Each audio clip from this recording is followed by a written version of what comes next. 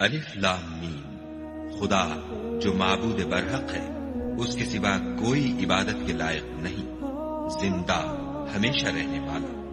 اس نے اے محمد صلی اللہ علیہ وآلہ وسلم تم پر سچی کتاب نازل کی جو پہلی آسمانی کتابوں کی تصدیق کرتی ہے، اور اسی نے تورات اور انجیل نازل کی، یعنی لوگوں کی ہدایت کے لیے تورات اور انجیل اتاری، اور پھر قرآن جو حق اور باطل کو الگ الگ کر دینے والا ہے نازل کیا۔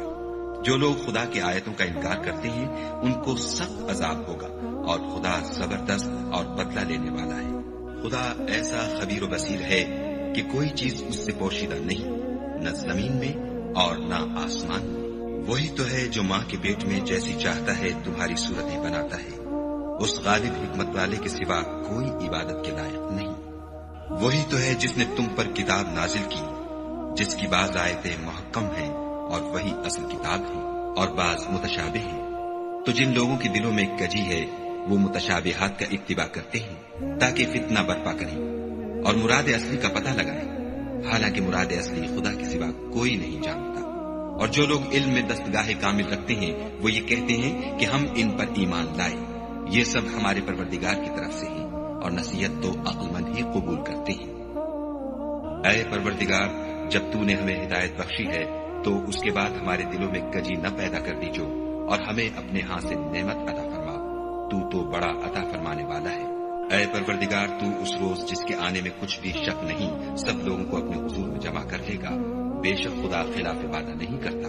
جو لوگ کافر ہوئے اس دن نہ تو ان کا مال ہی خدا کے عذاب سے ان کو بچا سکے گا، اور نہ ان کی اولاد ہی کچھ کام آئے گی، اور یہ لوگ آتش جہنم کا ایندھن ہوں گے۔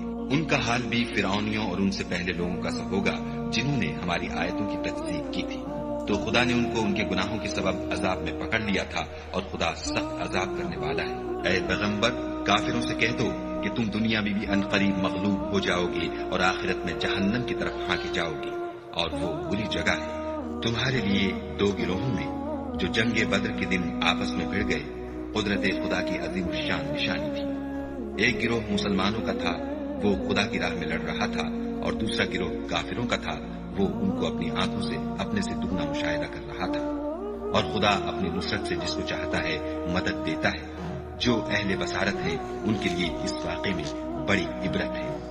لوگوں کو ان کی خواہشوں کی چیزیں یعنی عورتیں اور بیٹے اور سونے اور چاندی کے بڑے بڑے ڈھیر اور نشان لگے ہوئے گھوڑے اور مویشی اور کھیتی بڑی زینت دار معلوم ہوتی ہے، مگر یہ سب دنیا ہی کی زندگی کے سامان ہیں، اور خدا کے پاس بہت اچھا ٹھکانہ ہے۔ اے پیغمبر، ان سے کہو کہ بھلا میں تم کو ایسی چیز